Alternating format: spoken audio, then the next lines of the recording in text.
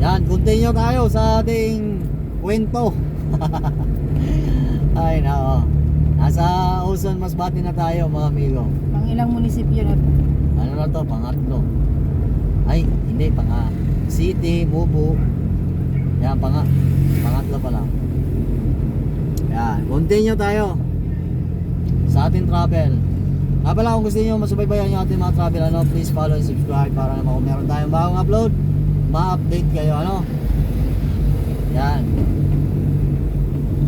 So, sa ngayon, wala pang kuryente, brownout pa.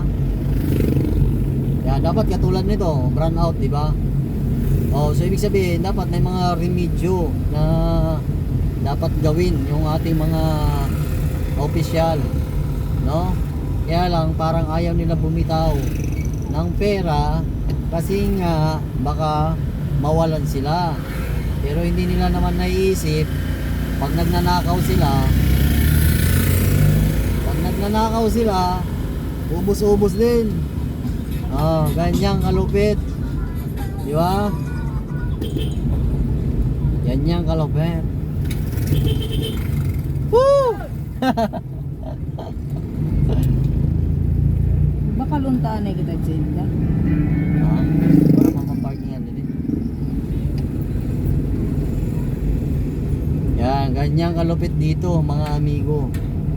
Shoutout nga pala kay Kuya Boy Vlog. Mega shoutout.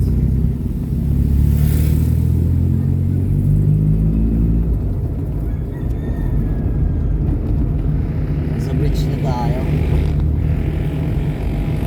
At sa ating mga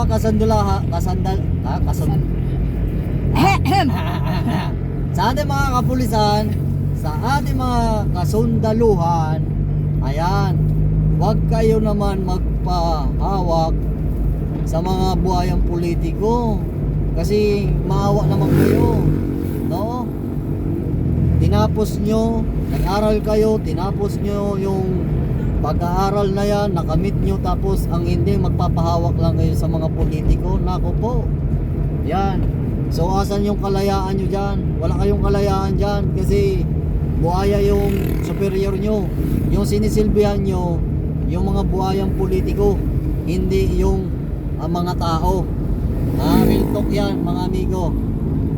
Yan, sayang lang naglingkod ka, nanumpa ka sa bayan na paglilingkuran ko ang bayan na, di ba? Na ano yun, yung panunumpa. Ako'y nanunumpa. Ano ito? Sa hirap at ginhawa. Buwang. Ano yun? Kasal ito. Hindi ito. Ang ano niya, yung panunumpa, di ba? Ako'y nanunumpa ng buong katapatan. Maglilingkod ng buong katapatan. yan, oo. Di ba? Paglilingkuran ang bayan. Lilingkuran ko ang bayan ng Pilipinas. Yan. Sa isip, sa salita at sa gawa. Di ba? Yan yung sinumpa nyo. Tapos ngayon ang pinaglilingkuran nyo, mga buhayang politiko. Wow naman. Sayang yung mga pinag-aralan nyo. Kung ang mga politikong buhaya lang naman yung paglilingkuran nyo, di ba? Kaya kilos-kilos na tayo mga amigo, no? Kilos-kilos na tayo. Nakakahiya kayo. Isipin nyo na lang, sinusuka na ngayon yung mga politikong buhaya. Tapos masasabay din kayo kasi nga dikit kayo sa kanila. Di ba? So, sayang lang. Sayang ang tato. Kaya kung ako sa inyo,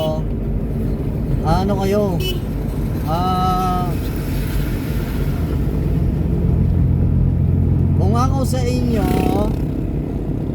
baguhin nyo ng strategy nyo. Yung sinumpaan nyo, tuparin nyo. Umalas na kayo dyan sa mga busing nyo ng mga buhaya. Sabihin nyo, boss, yan, kanya-kanya muna tayo kasi delikado. Baka makuyog kami ng taong bayan. Yan, di ba? Ganyan dapat, ganyan yung gawin ng ating mga kasundaluhan, kapulisan. Dapat ang papanigan nyo yung taong bayan, hindi yung mga politikong buhaya. Alam nyo na ng mga buhaya yan, tapos papanigan nyo pa. Ay nako, mga buhaya rin kayo. Yan.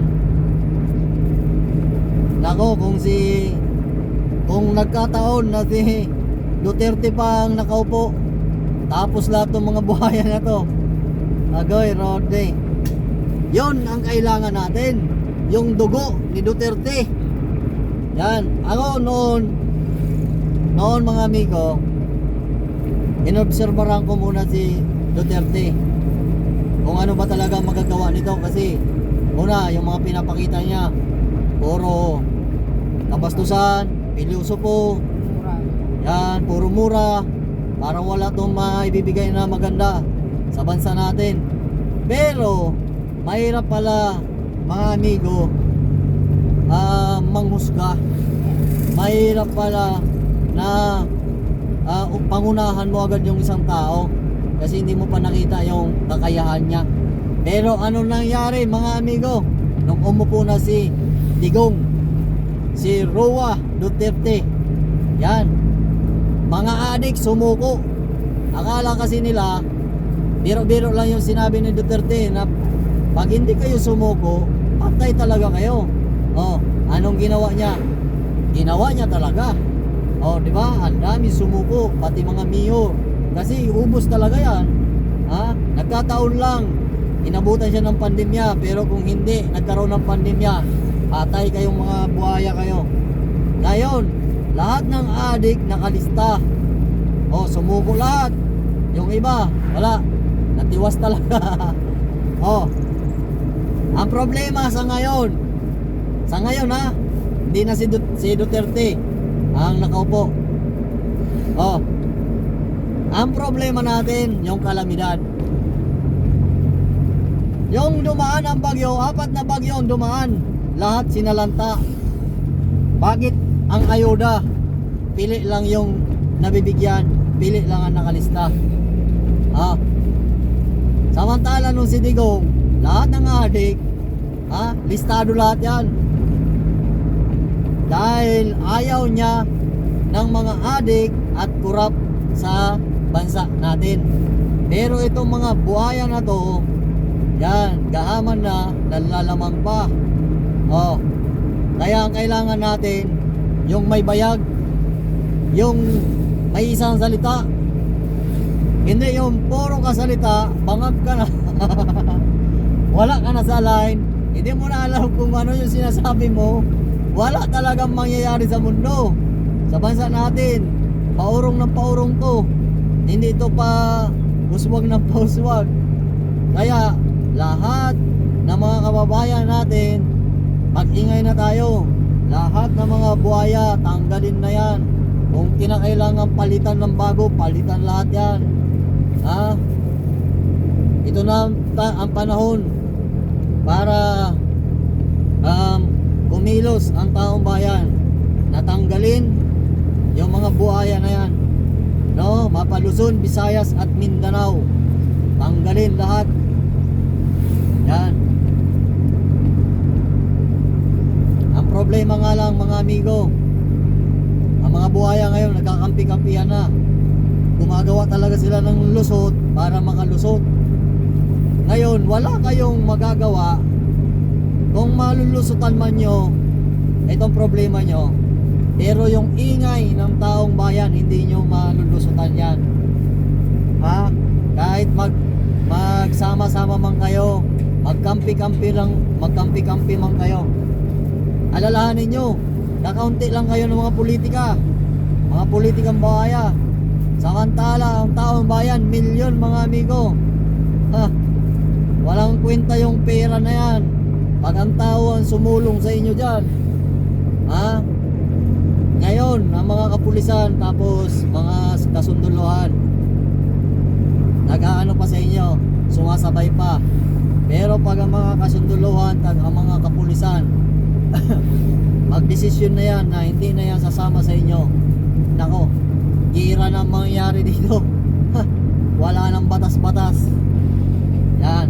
Kaya ngayon pa lang, hanggat maaga pa, kayo mga politikong buhaya, yan, sumurinder na kayo kung kinakailangan.